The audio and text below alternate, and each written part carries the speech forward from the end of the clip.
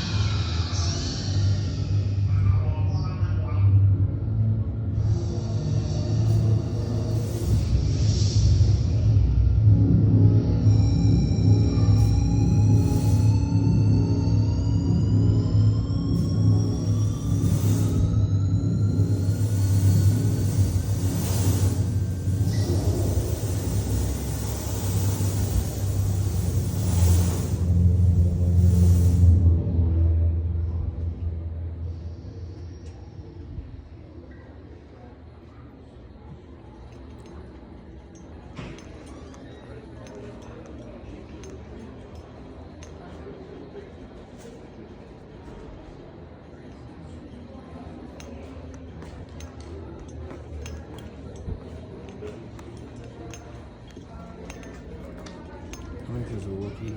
It's cute. What's this?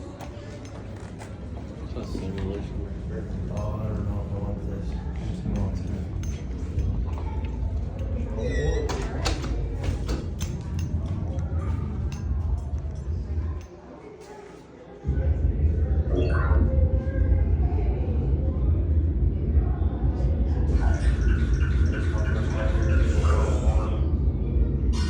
Warning, warning. Massive nuclear event detected.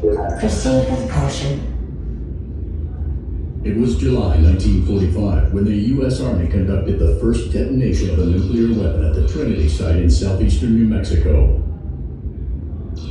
The explosion's destructive power was comparable to about 22 kilotons of TNT. This event sent a message to the entire galaxy. You are not alone. New objective. Investigate nuclear event. Warp travel engaged. 3, 2, 1.